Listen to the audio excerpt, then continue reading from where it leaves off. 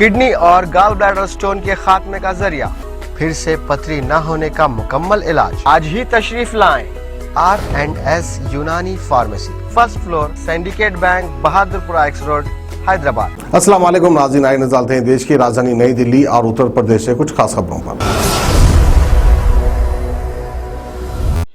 आप सभी का स्वागत है सच न्यूज में। आइए जानते हैं उत्तर प्रदेश और देश की राजधानी से कुछ खास खबरें।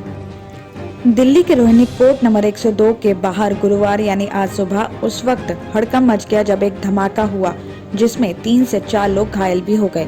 लोगों को लगा था कि फिर से कोर्ट में गोली चली है। धमाका की आवाज सुनते ही कोर्ट में मौजूद लोगों में डर बैठ गया और जो जहां था वहां से सुरक्षित जगह पर पहुंचने की कोशिश करने लगा। हालांकि कुछ देर के बाद खुलासा हुआ कि यह धमाका एक लैपटॉप में हुआ था जिसकी वजह शॉर्ट सर्किट बताई जा रही है। इसके बाद भी लोग दहशत में रहे। एहतियात के तौर पर कोर्ट की सभी कार्रवाई रोक दी गई है। अब पुलिस मामले की जांच कर रही है और किसी भी तरह की लापरवाही ना हो इसका भी ध्यान रख रही है। तो वहीं दिल्ली पुलिस का कहना है कि रोहिणी कोर्ट में अदालत की कार्रवाई के दौरान एक लैपटॉप बैग में संदिग्ध विस्फोट हुआ। एक घायल शख्स को हॉस्पिटल में भी एडमिट करवाया गया है। प्रूफ जुटाने के लिए उस जगह को घेर लिया गया है। फॉरेंसिक और राष्ट्रीय सुरक्षा गार्ड की टीमें भी उस जगह का निरीक्षण कर रही हैं। प्रधानमंत्री के दिव्य काशी भव्य काशी कार्यक्रम को लेकर प्रदेश बीजेपी ने भी तैयारी शुरू कर दी है। इस समारोह को दिल्ली में भी भव्य तरीके से मनाया जाएगा। दिल्ली में इससे संबंधित कई कार्यक्रम बीजेपी आयोजित करेगी और बीजेपी कार्यकर्ता प्रभात फेरी निकालने के साथ दिल्ली के मंदिरों की सफाई भी करेंगे। प्रदेश बीजेपी अध्यक्ष आदेश गुप्ता ने बताया कि प्रधानमंत्री दिव्य काशी भव्य काशी के अंतर्गत विश्वनाथ मंदिर कॉरिडोर का लोकार्पण 13 दिसंबर को किया जाएगा, जिसका लाइव टेलीकास्ट भी चलेगा और इसके लिए प्रदेश बीजेपी 295 अलग अलग जगहों पर बड़े स्क्रीन भी लगाएगी। साथ ही सभी जिले के पार्टी ऑफिस में भी इस कार्यक्रम को देखने के लिए LED स्क्रीन लगाई जाएगी। इससे पहले 9 दिसंबर को हर एक वार्ड में बीजेपी कार्यकर्ता प्रभात फेरियां भी निकालेंगे। आगे आदेश गुप्ता ने ये भी कहा है कि मां गंगा किनारे बसी नगरी काशी सबसे प्राचीन नगरी में से एक है, जिसका महत्व और व्याख्या हमारे पुराणों और वेदों में भी है। ऐसी काशी नगरी से प्रधानमंत्री नरेंद्र मोदी ने ये भी कहा था कि मैं आया नहीं हूँ, मुझे मां गंगा ने बुलाया है और उस काशी नगरी को और भव्य और सुंदर बनाने को जो संकल्प प्रधानमंत्री ने लिया था आज वो पूरा होने जा रहा है। हेलीकॉप्टर क्रैश में CDS जनरल बिपिन रावत के निधन से देश को बहुत बड़ा नुकसान हुआ है। सेना के तीनों विंग यानी आर्मी, एयरफोर्स और नेवी को एक सूत्र में पिरोने की दिशा में पहल की थी। तीनों के एक सूत्र में बनने से किसी भी युद्ध के वक्त में किसी भी हालात में सक्षम हो सके, इससे फौज के मनोबल पर गहरा असर पड़ेगा।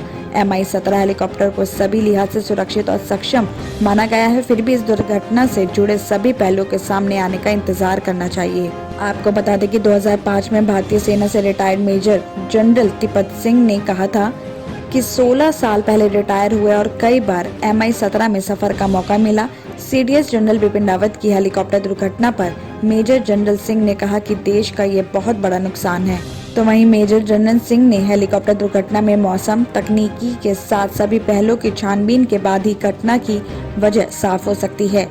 ब्रिगेडियर किरण कृष्ण ने इस घटना से देश का गहरा नुकसान हुआ है। मौसम के साथ तमाम वजह हैं जिनकी जांच के बाद ही वजह साफ हो पाएगी। उन्होंने इस घटना की वजह में किसी तरह की साजिश की आशंका से इंकार भी किया है। तो वहीं दिल्ली के मुख्यमंत्री अरविंद केजरीवाल ने दुर्घटना में CDS जनरल बिपिन रावत के निधन को बेहद दुखद बताया। उन्होंने बुधवार को तमिलनाडु में हुए हेलीकॉप्टर दुर्घटना को अपूरणीय क्षति बताया।